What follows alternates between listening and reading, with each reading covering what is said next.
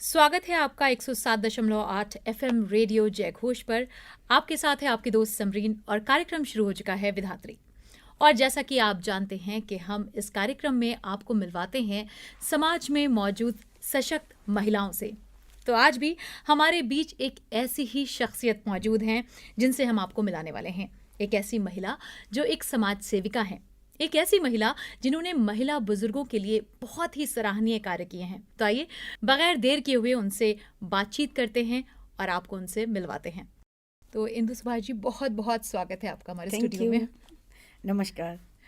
सबसे पहला सवाल जो हम आपसे पूछना चाहेंगे वो ये है कि भारत जैसे देश में जहाँ माँ बाप पूजनीय हैं, उनके लिए अलग से आपको कुछ खास करने की ज़रूरत क्यों पड़ी? ये आप बहुत अच्छा कह रहे हो कि हर घर में माँ बाप पूजे जाते हैं भारत में, लेकिन जो आधुनिक युग चल रहा है और जो हमारे बच्चे हैं वो बड़े हो रहे हैं, तो उसमें कहीं ना कहीं पर बुज़ुर्गों की सोच, उनका लाइफ स्टाइल, वो चीज़ें उनके लिए अनकंफर्टेबल बन रही हैं। तो वो बुज़ुर्गों की लाइफ में एक चीज़ है, वो है एकाकीपन। तो उस एकाकीपन को कौन भरे, ये सोच करके जो हमारा एक टोल फ्री हेल्पलाइन नंबर है जिसको हमने शुरू किया था 2017 में, कि कोई भी बुजुर्ग अगर खाली है, वो बात करना चाहता है, अपने पुराने ज़माने के गाने के अंताक्षरी खेलना चाहता है हमसे, या कुछ और भी बातें करना चाहता है, मौज मस्ती की बातें करे, या उसको कोई जानकारी चाहिए, तो इस पे बात कर सकता है। और वो टोल फ्री था, तो लिहाजा उनको फ्री में ही कॉल करना था उस पर। और ये हमने 15 जून 2017, जिस दिन की अंतर्राष्ट्रीय वृद्धजन दुर्व्यवहार दिवस होता है, उसी दिन इसका लॉन्चिंग डे रखा था। और इसको भारत के वरिष्ठ नागरिक आयोग के अध्यक्ष श्री वीजी धर्माधिकारी जी ने इसको उद्घाटन किया। तो ये बड़ा हमारा सौभाग्य का विषय है। ये पूरे भारत में संचालित है और मेरे ही मोबाइल में चलता है ये। अच्छा। और इससे क्या है कि इससे एकाकीपन खत्म हुआ है। हमारे पास बहुत कॉल्स आती हैं, अभी मैंने वाइब्रेट पे कर रखा है, लेकिन कॉल्स आ रही हैं इसमें। तो ये हमारा एक माध्यम बना कि हम उन बुजुर्गों के बीच में, उनके परिवारजन के रूप में, जहाँ परिवार के लोग उन्हें समय ना देते हों, वहाँ हम खुद बन जाते हैं, उनके बच्चे बन करके, और उनकी बातों को सुनते हैं, कभी कभी उनके साथ अंताक्षरी भी खेलते हैं। वाह, अच्छा, ये तो हो गई बुजुर्गों की बातें। अगर कोई युवा है और अकेलेपन का शिकार है ना, और वो इस हेल्पलाइन नंबर पे आपको कॉल करे, तो क्या ये सेवा उसको भी मिलेगी? बिल्कुल। अगर कोई युवा है जी, और वो इसमें अकेलेपन का शिकार है, तो हम उसको अपनी टीम में शामिल कर लेते हैं, यानी दादा दादी क्लब में, कि बेटे अब आपको क्या करना है कि हम आपको भी इससे जोड़ेंगे। जब किसी दादा दादी को आपसे बात करनी होगी तो क्या आप कर सकते हो? तो सच बता रही हूँ, बच्चे तुरंत हाँ कर देते हैं कि अरे ये तो बड़ा अच्छा काम है, हम कर सकते हैं इस चीज़ को।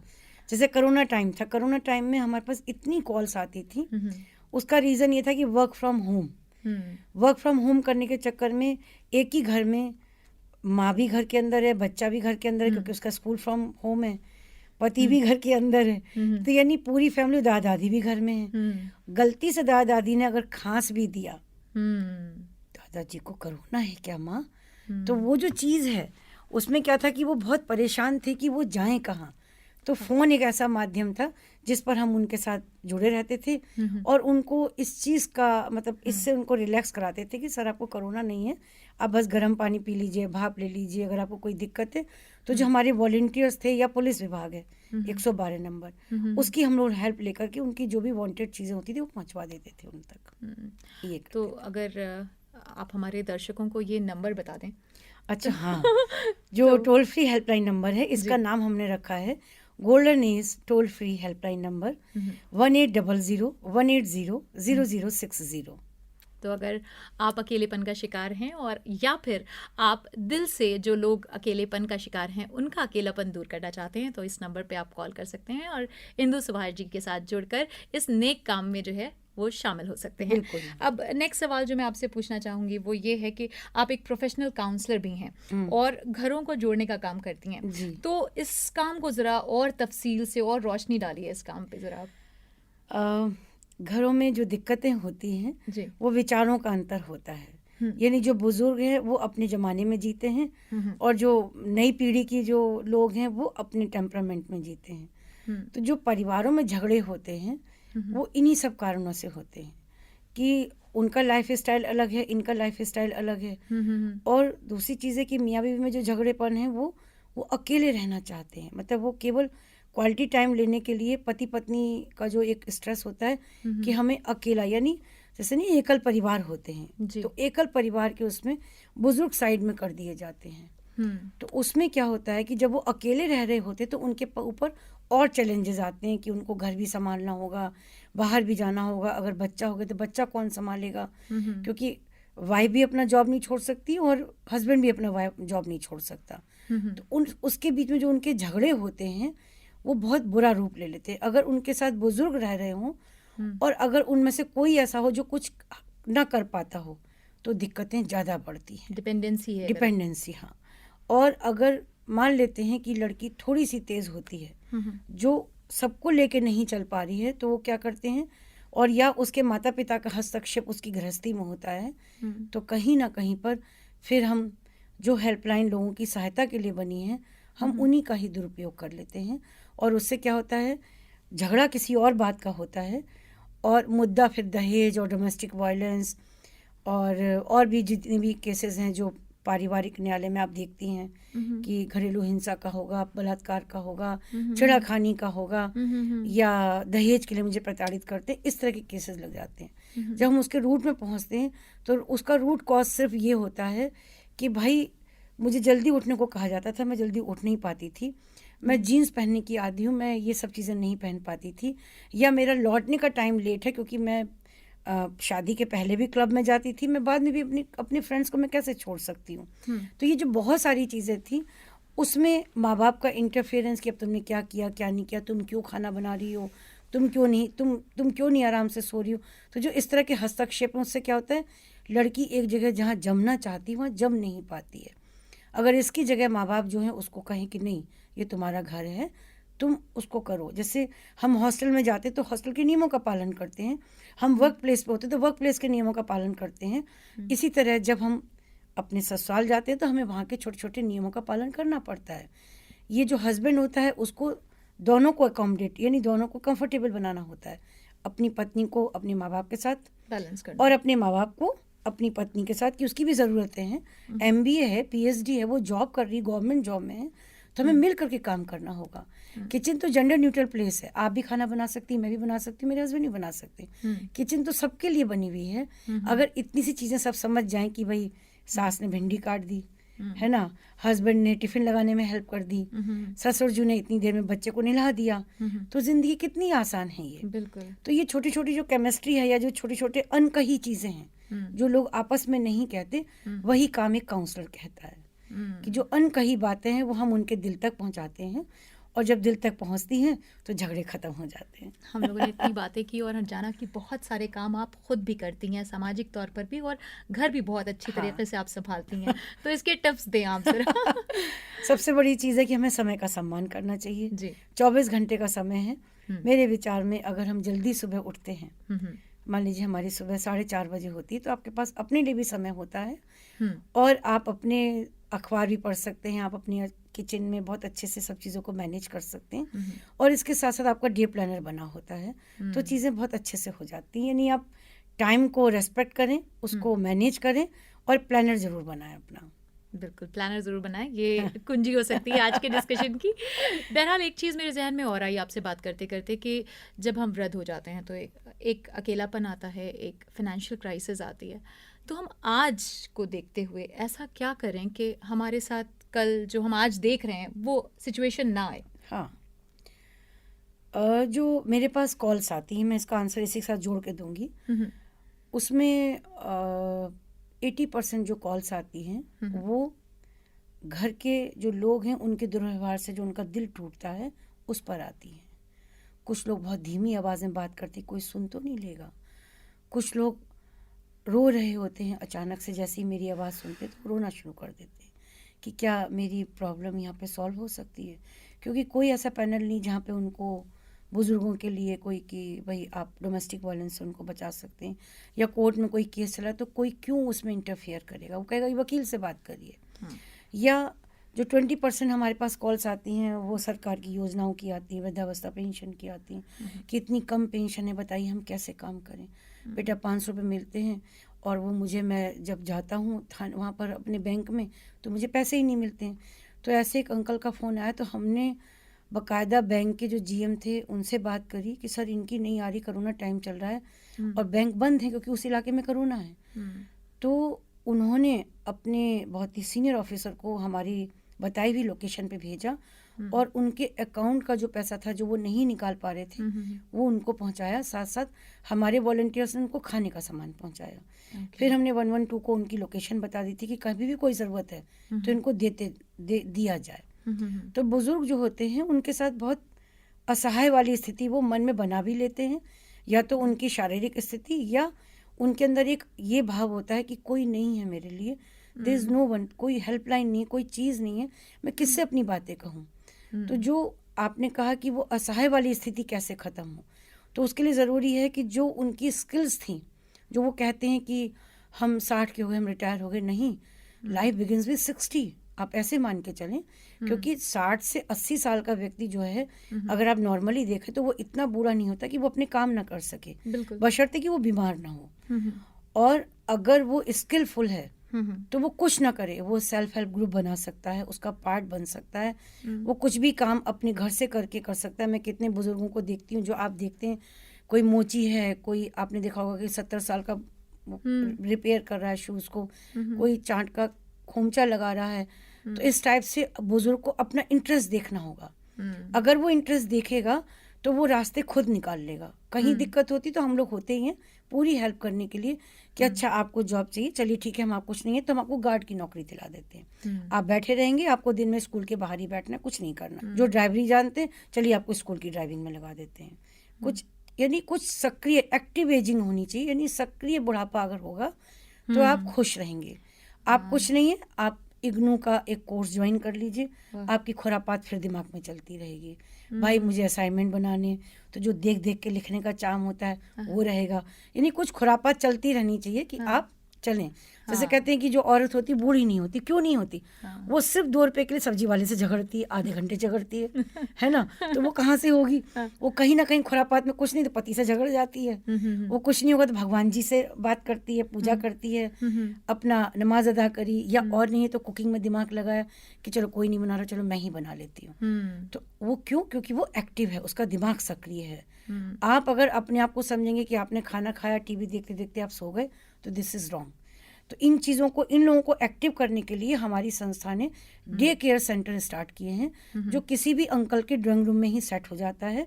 अच्छा। जिसमें हम आपसे, इनसे, सबसे लेके मैगजीन इकट्ठी करते हैं, उनको मैगजीन पहुंचा दी जाती है। जहाँ कहीं किसी के पास टीवी फालतू तो टीवी लग गया, एक RO लगा दिया, और जिसके इंस्ट्रूमेंट से इंस्ट्रूमेंट पहुंचा दिए, अखबार लग गया। तो जो बुजुर्ग हैं मोहल्ले के वो वहाँ पहुँचते हैं और फिर वो अपना क्लब बना करके, उसी में ही उन्होंने गोल्डन एज क्लब बनाया और उसी में उन्होंने 100 रुपए महीने के इकट्ठे करे और वो सीजनल फ्रूट्स भी खाते हैं। फिर क्या होगा, एक तबला बजाने वाला रख दिया कि भैया इसको सीखो, अब तुम इसी को सीखो। तो वो सीखना विखना तो कुछ नहीं होता है, कुछ लोग सीख भी लेते हैं पर उनके दिमाग में रहता है कि हाँ मेरी क्लास है, आई हैव टू गो, मुझे लिखना है। जिंदगी का मकसद है कि आपको बिजी रहना है, व्यस्त रहना है। व्यस्त रहेंगे मस्त रहेंगे, आप स्वस्थ भी रहेंगे। तो भाई उम्र का बढ़ना तो दस्तूर जहाँ है जी, बिल्कुल। और महसूस ना करो तो बुढ़ापा कहाँ है। तो आपको व्यस्त रहना पड़ेगा और आपको ये देखना पड़ेगा कि मैं किसके लिए कितना यूजफुल हो सकता हूँ। जैसे आपने अगर अपने छोटे से पोता पोती का अगर होमवर्क करा दिया, हिंदी का करा दिया, सोचिए आपने कितना बड़ा काम कर दिया। उसको सिखा दिया कि बेटे जूते पॉलिश ऐसे करते हैं, तो माँ का एक काम कम हो गया। आपने भिंडी काटना कितना आसान, अरे लाओ बहू मैं काट देता हूँ, कौन सी बड़ी चीज़ है इसमें। तो जब आप खुद ही परिवार का पार्ट बनेंगे तो वो खुद आपको ग्रह कर लेंगे। लेकिन अगर आप क्रिटिसाइज करते हैं कैसे भिंडी काटी है, क्या तरीका है, पानी बह रहा है, बताइए, बच्चे ऐसे पड़े हुए, when you criticise a person तो आपको बाहर निकाल दिया जाएगा। लोग बहुत ज़्यादा दिन आपको नहीं सुन सकते। तो आपको क्या करना है, मीठा बोलना, कैसे कर लेती है बेटा ये काम, ये नहीं करना है क्यों कर लेती हो, कैसे कर लेती हो बेटा। तो अगर ज़बान में आप कैसे ले आते हैं, कितना अच्छा मेरी बहू का खाना बनाती है, नमक ज़्यादा है तब भी, कुछ भी नमक ज़्यादा नहीं है, थोड़ा सा दूध डाल दो, इसमें कौन सी बड़ी बात है। तो बहू को भी लगेगा कि हाँ भाई ये तो अपना ही बंदा है जो मुझे संभाल रहा है पिता की तरह या संभाल रही है माँ की तरह। तो क्रिटिसाइज मत करिए, जब क्रिटिसिज्म मुझे अपने लिए अच्छा नहीं लगता तो फिर दूसरे को कैसे अच्छा लगेगा। तो आप कोशिश करिए कैसे शब्द बोलिए कि कैसे कर लेते हो बेटा, और कभी कभी आपने उसको हग किया, गले से लगाया, उसका भी दिल है, आपने कभी उसको गिफ्ट दे दी, उनके साथ घूम आए, उनकी पसंद के प्रोग्राम देख लिए।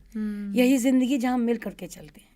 क्या बात कही है आपने। ये जिसको कहते हैं ना कि एक अच्छा घर, एक स्वस्थ माहौल बनाने के लिए बहुत ज़रूरी है कि आप मोहब्बत का जो है वो आदान प्रदान जारी और रखें। मोहब्बत स्टार्ट होती है दिल से। दिल क्या होती है? Daughter in law.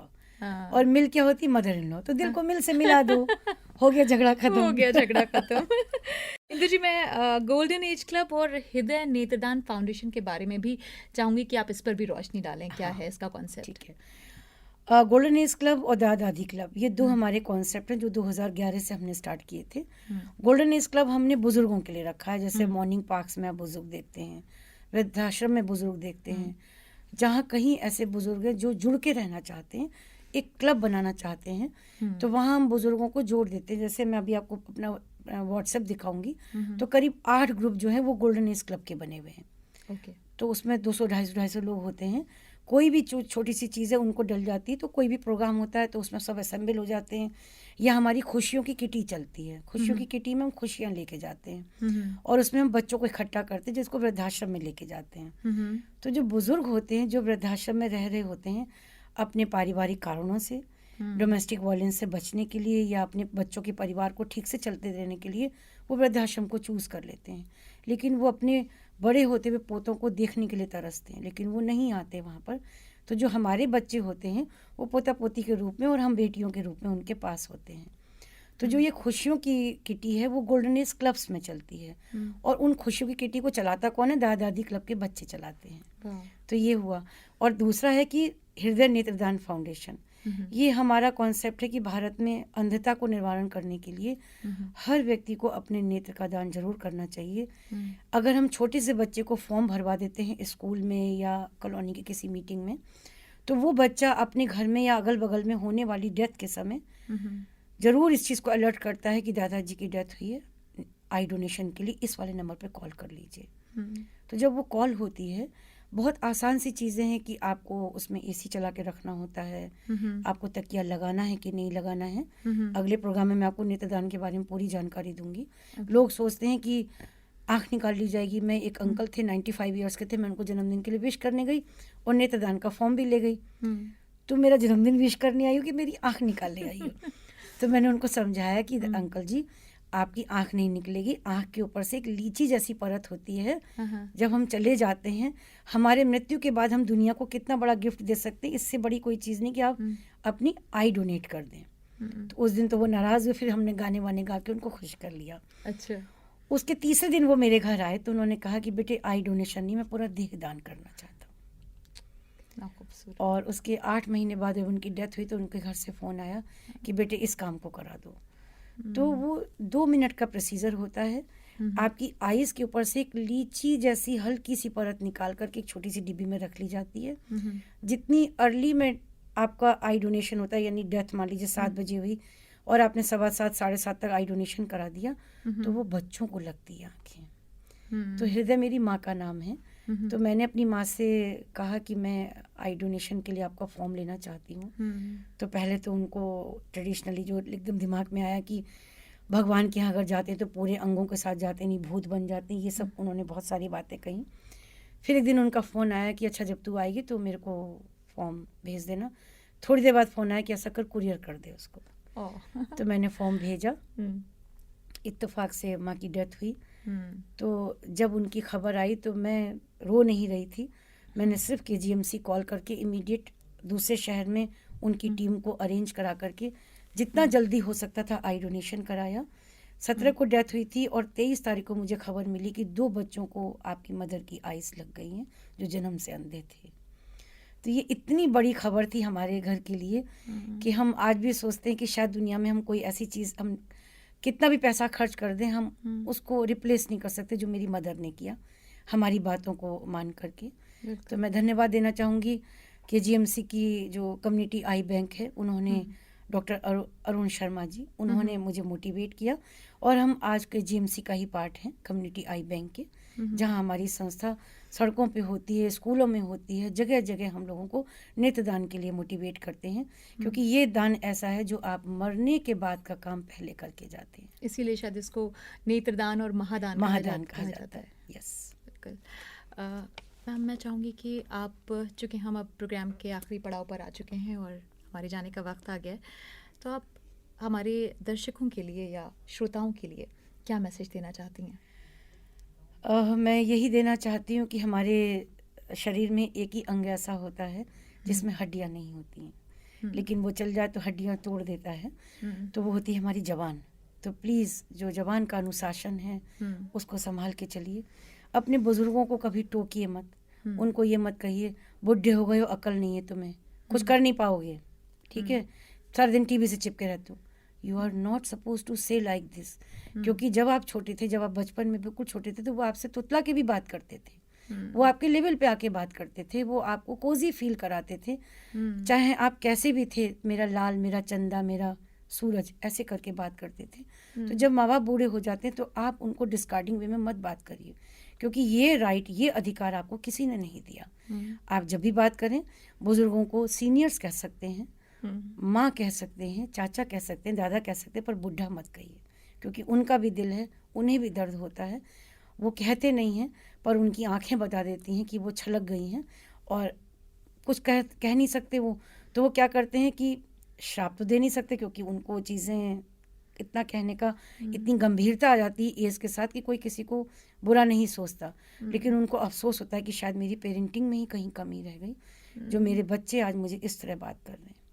तो ये दोनों ही चीज़ों को, दोनों ही एजेस को समझना पड़ेगा कि बुज़ुर्गों को बहुत टुका टाकी नहीं करनी है। जहाँ कोई नसीहत ना मांगे वहाँ नसीहत बिल्कुल नहीं देनी चाहिए। ये आपके समेटने की उम्र है, ये आपके बांटने की उम्र है, क्योंकि जब हम मर जाते हैं तो हमारे कपड़े ऐसे ही फेंक दिए जाते हैं। तो क्यों ना अपनी ज़िंदगी में अपने अच्छे अच्छे कपड़ों को, अपने बच्चों को, सबको बांटते चलिए, कम में रहने की आदत डालिए, और गम अगर हम खाना सीखते हैं तो मुझे लगता है हमारी ज़िंदगी बहुत मीठी होती है। और हमेशा ध्यान रखें, कैसे कर लेती हो, कैसे कर लेते हो, अगर ये बोलते हैं क्यों कर लिया की जगह, तो शायद बहुत सारी चीज़ें हम जीत लेते हैं। डेफिनेटली आज हमने जितनी भी बातें की वो घर जोड़ने वाली थी, वो दिलों को जोड़ने वाली थी। और इसी के साथ अपनी दोस्त समरीन को दीजिए इजाज़त। धन्यवाद। जय गुरु।